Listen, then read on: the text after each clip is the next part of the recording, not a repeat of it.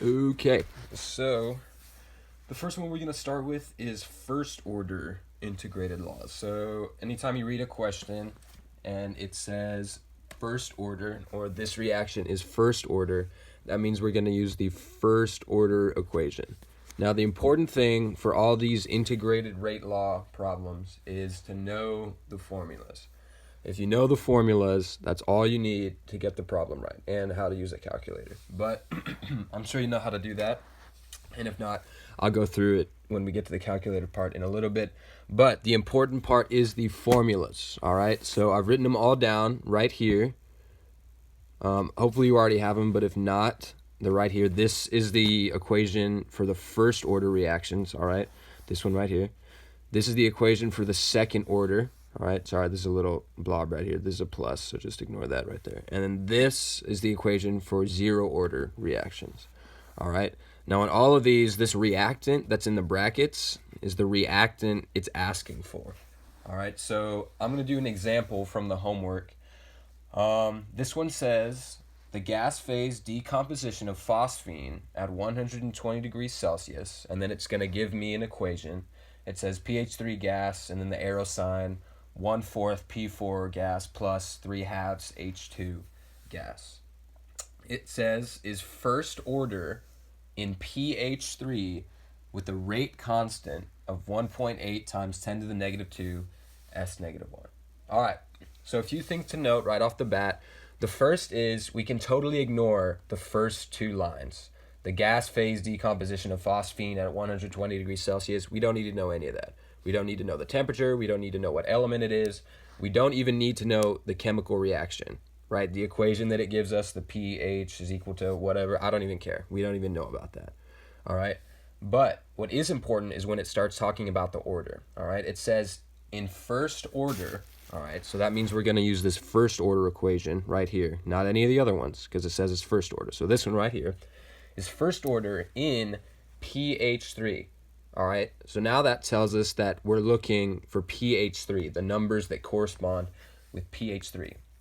All right, then it gives us a rate constant of 1.8 times 10 to the negative 2 S negative 1. Now in this equation, this K right here is the rate constant. So all we're going to do is we're going to plug in that number for K.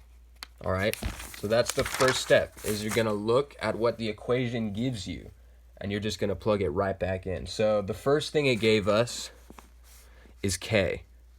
Now make sure to include the negative sign, because that's in the equation, right? This negative sign right here, the same one right there, all right? So negative, and then it gave us K. Anytime it says rate constant is this, rate constant is K, so it's going to be 1.8 times 10 to the negative 2, all right? Now if we keep reading, it says if the initial concentration of pH3 is 1.53 times 10 to the negative 2, then the concentration of pH3 will be will be X after 79 seconds have passed. So in that last line, it gave us the rest of the information we need to know.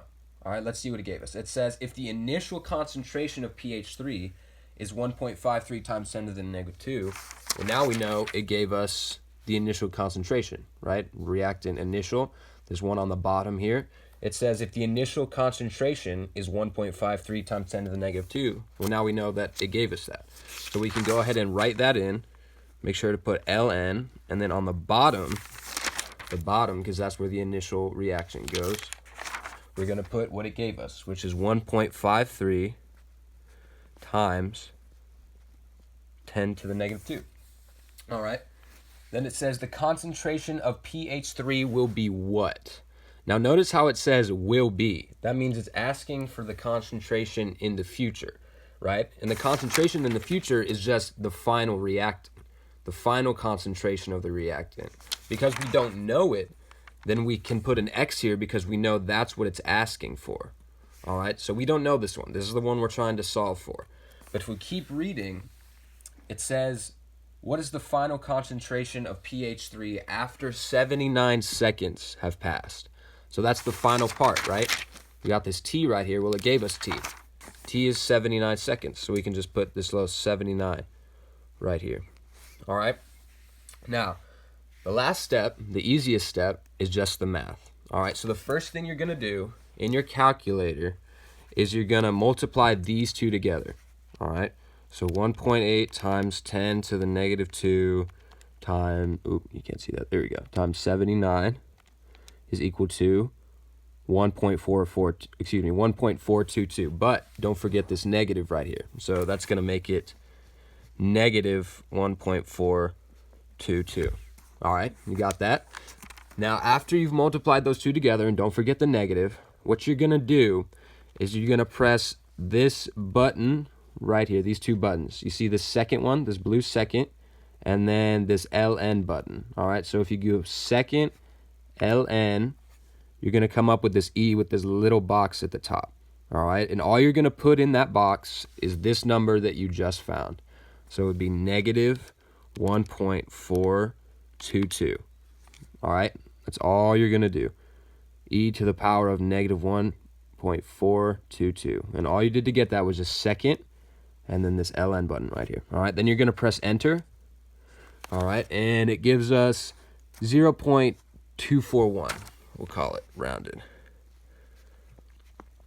All right, so what you just did there is you canceled out this ln by doing that function on the calculator. All right, so what you just did on the calculator makes this go away, so we can cross that out. So now we have x over 1.53 times 10 to the negative 2 is equal to 0.241. All right, and all we do to get x is we just multiply these two together. All right, so 0.241 times 1.53 times 10 to the negative 2 is equal to 3.7 times 10 to the negative 3. All right, so that's how to do the ones where it's asking for the final concentration.